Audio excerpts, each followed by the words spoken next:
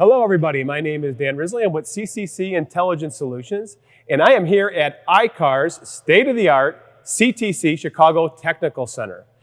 More specifically, in 48,000 square feet, self-contained today within a 5,000 square foot ADAS lab. And today I have two distinguished guests with me, some of which you probably already know, one of which you don't know. So I'm going to start with my left here and ask that each one of these individuals introduce themselves. All right, I'm Jeff Poole. I am the lead subject matter expert team leader. Ultimately, I have a crew of subject matter experts from the collision industry that I work with as we develop curriculum and other products and services for ICAR. Welcome, Mr. Poole. And I'm Chris Chesney. I'm Vice President of Training for Repairify AsTech. This is my 52nd year in the industry, spent 50 years on the mechanical side and enjoying what I'm finding on the collision side. Happy to be here. Welcome, Mr. Chesney. So what's really interesting about today is we've had other videos that we've produced here at ICAR, but I don't think we've had two guests like this in the same room at the same time. And Chris had kind of mentioned a little bit about his background, and what makes Chris unique about today is many of our viewers probably have not seen Chris. But if you were on the mechanical side of the industry, everybody would know Chris, kind of like they know Jeff Poole. So we wanted to bring together the mechanical and collision industries together to talk about scanning, diagnostics, calibrations, right? Because we've seen this convergence between the collision industry and mechanical industry where they're kind of coming together and there's a lot of crossover. And I think that all of us have learned over the years is that we've been able to learn a lot from each other because although we're working on the same cars, we're working on the same systems, that doesn't mean that we have to be different in terms of how we approach it, but maybe the mindset has been different over the years, and because of all these ADAS features, I think our mindsets have got to be very similar, kind of in parallel in terms of how we approach these things when we're repairing them. So today, as I said, we're going to be talking about the mindset of a collision tech, the mindset of a mechanical tech, and what's interesting about the mechanical side of the house is they've been doing scanning long before the collision industry really found that to be mainstream. So it's great to have somebody with Chris's mindset and Chris's experience because their approach has been refined over the years, and I think some of his wisdom and experiences are what's going to come out of today's conversation. So what I would like to do is we're going to talk about the pre and process post-scan. We're going to talk about calibrations because a video wouldn't be complete without talking about calibrations, especially being in this fantastic ADAS lab. But I also want to level set today on two terms, one of which is DTC, and the other one's going to be diagnostics. Because I think those terms are used a little bit differently in the worlds, the collision world and the mechanical world. But also, when it comes to DTCs, I think there's a great misconception about DTCs in the collision repair space. Oftentimes, somebody will say you just plug in your scan tool, you get your DTCs, and you hit clear codes, and you start repairing the car. And Chris is going to help us understand his definition, maybe the service repair industry's definition of what a DTC is. So for our viewers, please don't turn off the camera, don't turn off your video because we're not going to bore you with all the details of a DTC, but I think it's going to help set the stage for the rest of the conversation today. I think one of the things that is always important to me is understanding the why behind everything. And a diagnostic trouble code is simply a module on board running tests on itself. So when you look at what a DTC really is, it's the result of a failed test on a component, a circuit, or a system. And so all of these modules on board today's vehicles, there could be hundreds, are running tests consistently, constantly on their system. And those systems might interact with another network. And they're reaching out and they're looking at continuity in circuits. They're looking for voltage to be too low, but they're also looking for abstract things like rationality. If this happens in this situation under this driving condition, that doesn't make sense. That's not rational. So I'm going to set a trouble code and alert the technician that I see a problem. You need to research what that problem is and identify what tests you need to run to determine what the root cause is. So a DTC is just the module's diagnostic or series of tests that it runs on its systems. And when you see one come up in a pre-scan or a post-scan, it's simply telling the technician, hey, I've seen a problem with this system or my system, please check that out. It's as simple as that. So it sounds like the work starts just with getting the code, but then the real work begins after you have the code. Absolutely. So when you get the code and you do, say, a pre-scan, and the importance of pre-scan, I can't emphasize enough that a pre-scan is critical to understand how the vehicle arrived at your facility, what's on board that vehicle, and what those systems are telling you right now compared to what normal is. And so what normal is no codes, but also the vehicle operating the way it was designed. Just because there's no trouble codes doesn't mean the vehicle's operating as designed. So we need to get past that. On the mechanical side, most of the time you think of, well, they're focused on emissions and they're focused on drivability. They're also focused on all the other systems on board the vehicle because today's vehicles are just a big network with a bunch of modules on board, a bunch of nodes on those different networks, on those different buses, and they all interact together. And a car may come in with a symptom or a DTC or a series of DTCs that are related or unrelated.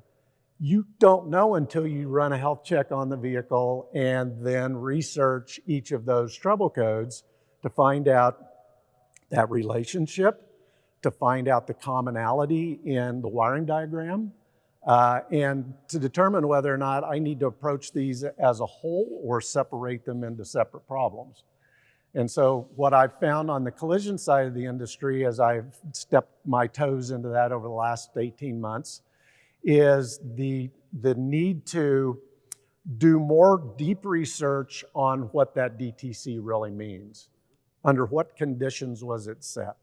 Enabling conditions is a term we use on the mechanical side, or code set conditions, what needed to happen, how was the vehicle being driven, so that the module would run those tests, those DTCs, and they either pass or fail. So I know how I need to drive the car and test the car so that I can determine the root cause. The other thing that we need to look at in service information is that DTC trouble chart or repair information will guide you through things that that DTC may prevent from happening in that same network or associated networks, where this network is pulled down because this module is failed.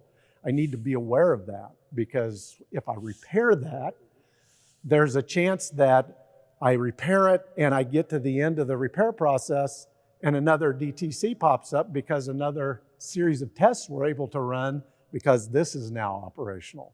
So we need to understand that reading service information is hypercritical, and it gets down to the point where we recognize how to repair and test the system, test and repair the system appropriately, but more importantly, what steps do we need to take after that repair to enable that system to work properly? Do we need to initialize it? Do we need to configure it?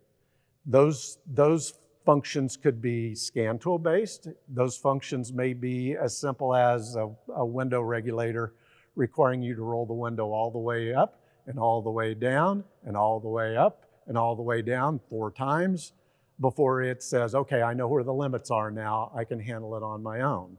It's that critical to make sure that the repair is done right, so that when you're building a repair plan, you're including those steps in your repair plan and in your initial estimate.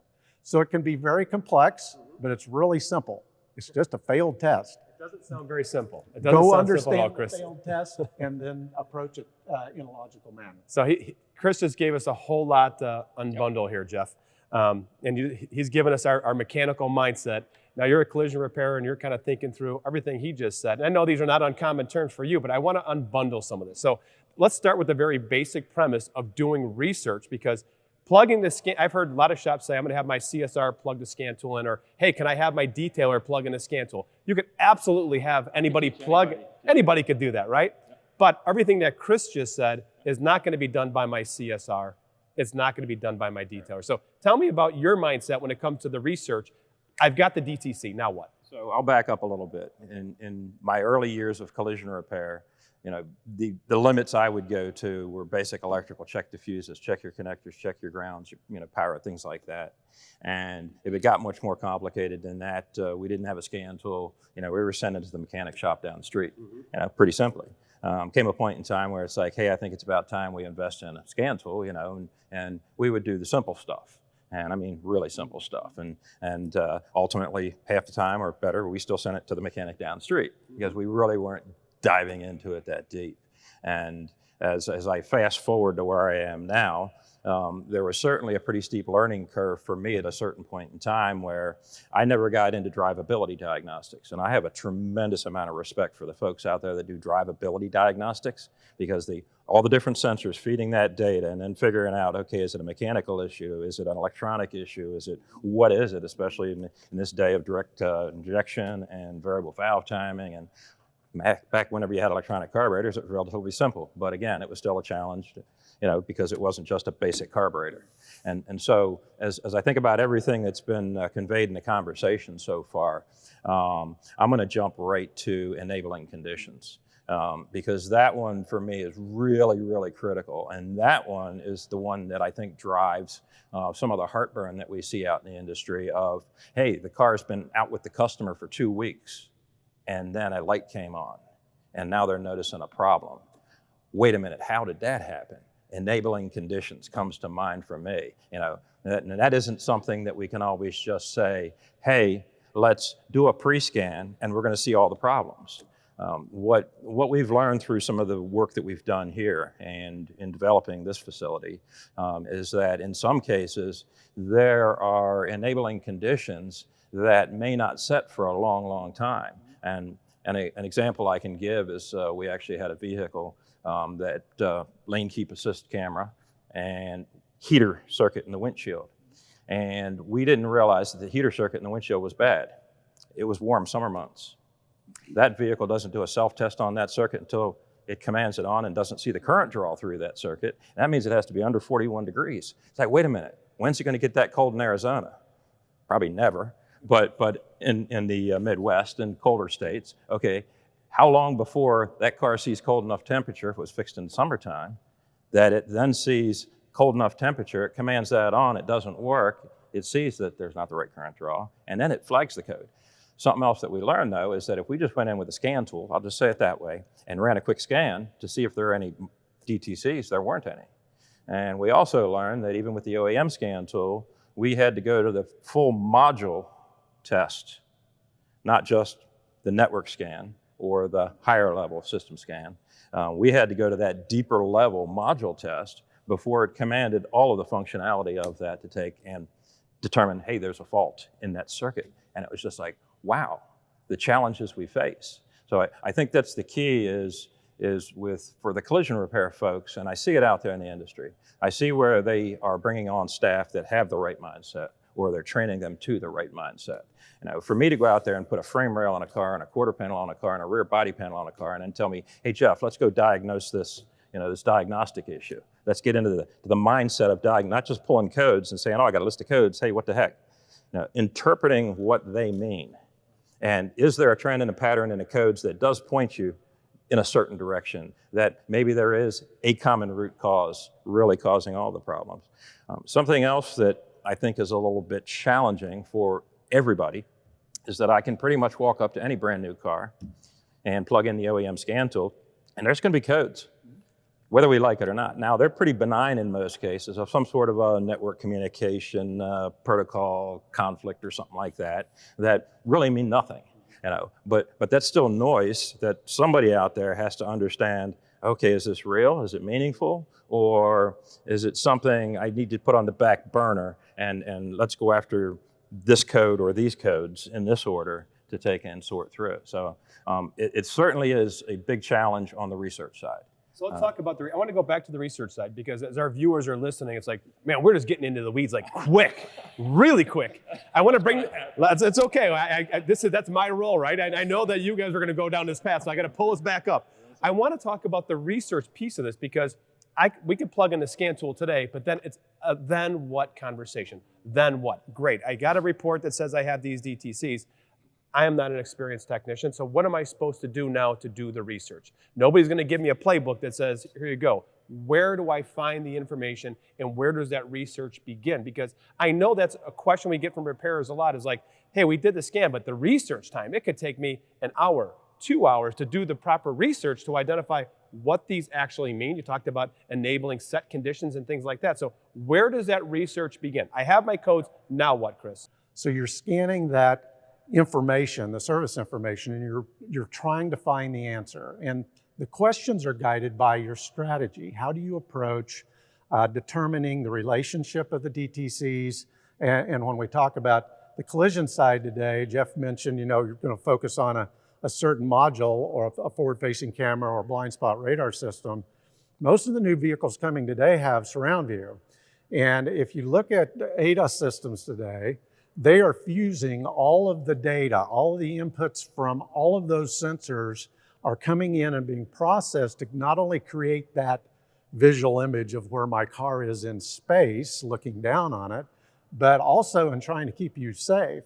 So the mindset of the tech has to always be, I might have a code for a forward-facing radar sensor, but I've got to consider the entire networks on the vehicle so that I don't miss anything. So if I have a DTC for a forward-facing camera, it could be because the forward-facing camera is still working, but there's something else that triggered that DTC? It could be because something else has pulled the bus down. It could be just a wire is pinched somewhere. There's a number of things that could happen. So what we need to do when we're looking at our diagnostic strategy is understand that we're not running tests at this point. We're analyzing which tests we need to run. Tests are nothing more than a question.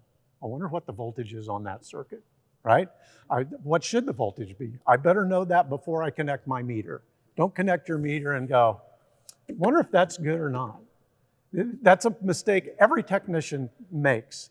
And as we go through this, it's important to understand that the reason we're having this conversation is the car doesn't know where it's at.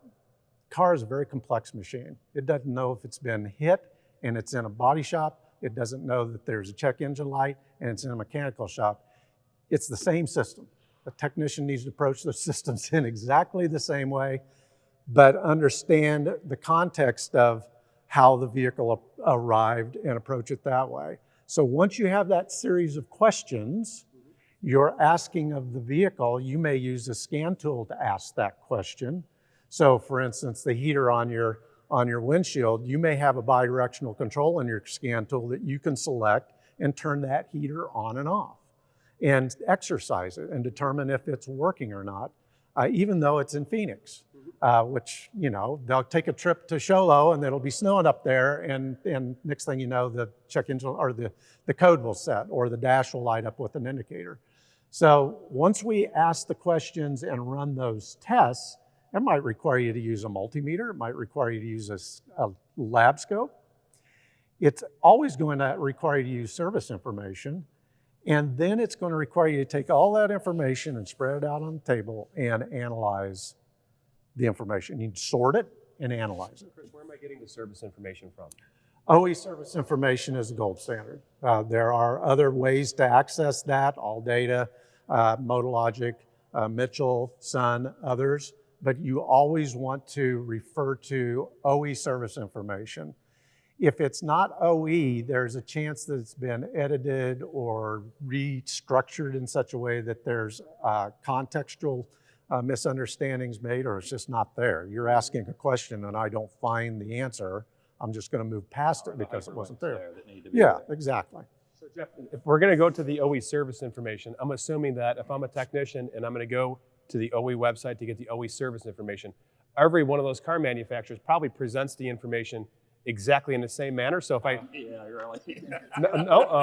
I hit a funny bone. I wish. All right, so tell me a little bit about this. Tell me about this. Some of them are very intuitive. Mm-hmm. Now, you have to put that in context because I know technicians out there that work in what I consider some of the more difficult systems very proficiently because they work in that system all day long. And they're at perhaps a dealership that specializes and really focuses on certain brands. But if you're in an independent shop or you're out there where you're working on every brand that comes through the door, that can be a very complicated equation because on many occasions there are certain brands I need to put out the lifeline for. because I don't know it intuitively. And for me to be proficient and efficient in repairs, I need to be able to find what I need as quickly as possible, process that information, and apply it to my situation. And that is a big challenge for us because they are diversely different. Yeah, I kind of thought that was the answer, but I wanted to make sure I got it from the experts that actually do the research on. And what's interesting, some of the OEs do build diagnostic process into the service information. Others build it into the scan tool. And the same thing happens on the aftermarket service information side. Somebody will be very adept at using all data, for example, and the company makes a decision to move to Sun collision information, and all of a sudden they're lost. I can't find anything. The information is there. They are just so used to intuitively knowing where to go to find the information that they kind of have that change management thing come in front of their eyes. I don't like change. This is the way I like to do it. And so you have difficulties there. That really happens when you're going through OE service information, because now instead of 3 or 4 providers, you've got 20 providers, and you've got to learn how to navigate through all of those service information systems. That sounds like a pretty big challenge for the collision repair technician that could be working on any brand that rolls through the door, right? So I want to shift gears a little bit, but talk a little bit more about diagnostics. And I know the definition is a little bit different on the collision side from our conversations, Chris, in terms of how you view or how you would define diagnostics or doing a diagnosis. And in talking with you before we came here, you gave a really, I thought, relatable example as to what a scan means and what diagnosing means, and related it to a situation with a doctor. And can you please explain it? Because I think that's really something that it's easy to translate and then share with other people. Yeah, I'm not trying to compare us with doctors, but the experience you have when you go to the doctor is consistent. You walk in, you fill out your paperwork, you pay your copay, you sit down, you wait for a little bit, they take you back into the examination room, and the nurse is always going to check your pulse, they're going to take your temperature, they're going to take your blood pressure, and they're going to ask you a few questions, and they're going to take their laptop and they're going to leave. That's pre-scan. That's running a pre-scan and pulling DTCs. Those DTCs are your blood pressure or your temperature. Those are symptoms that you might come in with in a mechanical shop. I've got to check engine light. The car hesitates when I accelerate. The brakes squeal. Those triage elements of intaking the vehicle, bringing the vehicle into the shop, and preparing it for the expert, for the professional technician to approach the vehicle with those foundational pieces of information in front of them is, we call it in the mechanical side, today we call it triage. But in the old days, we just, it was baselining. We wanted to know what was on the vehicle before I touched it, before I disconnected anything. We do not then erase our blood pressure, erase our temperature, erase the codes. We don't erase anything. That's our baseline, and we use that to guide our diagnostic strategy as we research the DTCs, research the cause of your elevated blood pressure, which is all relatable to me because I have my physical next week. So all of that is really, I think, relatable to everybody in the audience because they experience that. I think that's a really good example, because you're right. If I walk in the doctor, they're going to check my heart rate, they're going to check my temperature, and if something's awry, kind of like a DTC, then the research and the diagnosis really start to begin for the doctor, because great, we have a code. What does the code actually mean, right? So I also give the example too, it's another doctor analogy about the pre-scan, and that is oftentimes people will ask, why is it necessary to do a pre-scan? And I give the analogy of a doctor all the time too, because when you walk into a doctor, it doesn't make a difference why you walked into the doctor for whatever ailment you're having. They're going to do the same thing. They're going to take out that stethoscope and they're going to check your heart. Why? Because it's a critical safety feature that they can't see. Why wouldn't we, as an industry, want to make sure we're doing that pre-scan for the critical safety functions that we can't see? We need to be able to do that on the front end so that we can do all the diagnostic work that we're going to talk about now. Once you do that pre-scan, once you have the information in front of you, what is that next step? So as we talk about the pre-scan and we talk about getting those DTCs, Jeff, I'm going to ask you, what happens, because this happens every day. It seems pretty simple to me. I plug in the scan tool, I see my codes, and I hit the almighty clear codes button, and the problem is now fixed. I'm hoping they printed or saved that list first.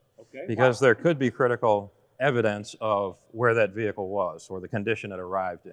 You know, there could be DTCs, information there, perhaps freeze frame data or something of that nature that's useful or not, we don't know. But if it's a simple, hey, we've got some codes, yeah, well, let's just hit the reset clear and hope they don't come back, that could lead to more challenges later as we then do have to get into doing the diagnostics on figuring out, okay, now why did this happen? You know, why is this light on now and that happening? In some cases, I've contended that the detail person at the end is one of the sharpest people in the building whenever they're coming up saying, hey, why is this light still on? You know, it's sometimes that scares me a little bit, but it's happened. Hopefully not too much recently. But this is an area where I think it's a kind of a misunderstanding by the person that's holding that scan tool of what the value they hold in that data is and that they need to capture it. And then that data does need to be evaluated by somebody that understands, number one, what the DTCs are, but number two, what happened to that vehicle that landed it in that repair facility today, so that they can start to process a picture of, okay, this could be related, you know, this vehicle's got damage in this area.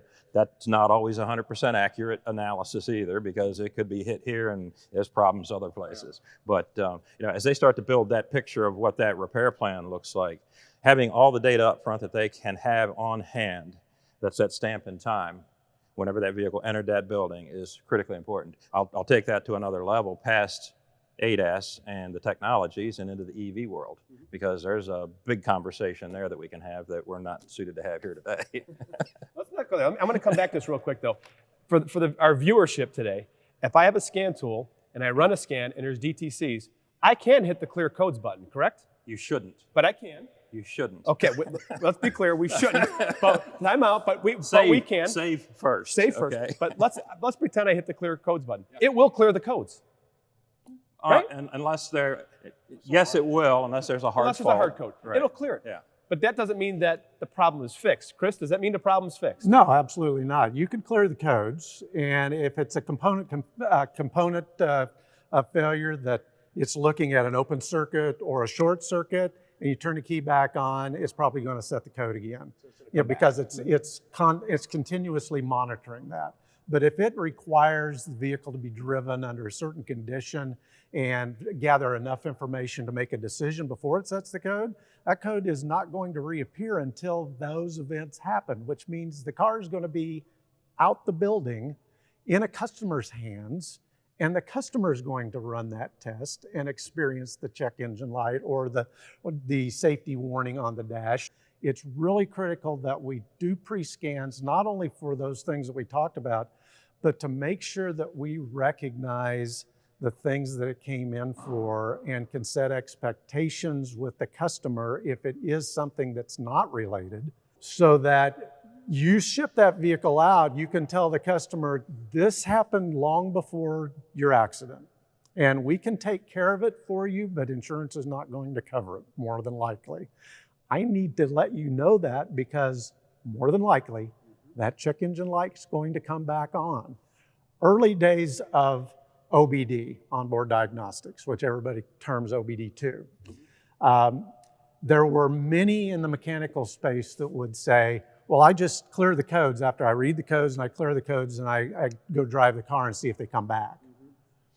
The one thing that I taught more than anything at that point in time, and I've been in front of hundreds of thousands of techs, is trust the computers. They are running tests and their test results are accurate. Don't second guess them. And in this case, I'm saying the same thing. Don't erase the codes, trust that they're there, but use them to inform the customer and to control the expectations at the end of the day. So you just mentioned set conditions again. I've heard you guys talk about that a few times. And later on in our program, we're going to talk about the post-scan, but since we're here, let's just touch on it, because post-scan is a part of our vernacular. We use that, right? At the end of the repair, we do a post-repair scan to make sure the codes are clear, right?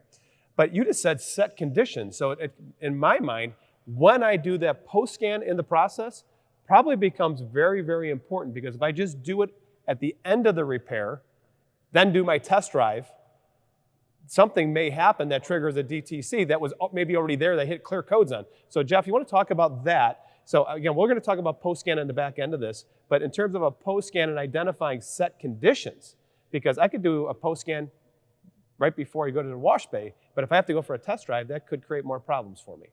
So that introduces, I'll say, the collision repair scenario complication with any of this, is that depending on what if you've got airbags deployed and things like that, well, if you need to replace a passenger side airbag, on a lot of vehicles, that's the entire instrument cluster, the whole dash pad. And so now we're into doing that level of work. Well, typically we're going to do that at some point in progress. You're not waiting until the day before or the day of delivery to, find, I hope not, to do something that intrusive. And ultimately, you're probably replacing the sensing diagnostic module for the airbag system. And that probably needs to be programmed to the vehicle, doing extraction from the old and into the new, or download new from mothership and move on. But doing things like that, I look at as a necessary part of the in progress. And then I'll take us off on another little tangent, and that's where, okay, we've got a front end hit, and some of the wiring harness has been damaged, and the car comes in as a no run. At a certain point in time, you need to get that car running again, and I would hope very early on to help determine overall repairability, to really evaluate, okay, now where do we go next? And when that harness got clipped and shorted, did it take out any modules? Or were the modules lucky enough to survive that event? And so there's a lot there within our collision world that does complicate the scenario, where at a certain point in time, once we program a module and we put it in there, and I don't know that I think of it quite the same as diagnosis or diagnostics, but I look at it as a necessary part of the repair process. And at some point in time, though, once I've done that, I need to evaluate that system is functioning properly. And I might want to do that before the car is completely all buttoned up and put back together, because now I can't get to anything. One of the toughest parts I find about a lot of the diagnostics, you mentioned some of the pinpoint tests and things like that, different terminology, but the intent was there. And ultimately, if it was all laying out here on the floor like the wires to these cameras, my life would be simple, and so would yours. But it's not. It's all packed into that rolling shell going down the road, and some of that stuff is not easy to get to. So there's more of the complicating pieces for us, and I respect that time putting together the strategy, so you're not digging into the wrong places on the car, and you're focusing your efforts on the right places in the car to get the most useful information back out of it. And again, that truly takes somebody with that mindset of fully seeing the global picture of what's happening with the systems in that vehicle and understanding the intertwinings, how they play together. And that takes a lot of time. So don't go away. Believe it or not, this conversation continued on. We're going to have part 2 of this series with Chris and Jeff. We're going to provide more insight into the world of scanning, calibrations, and diagnostics.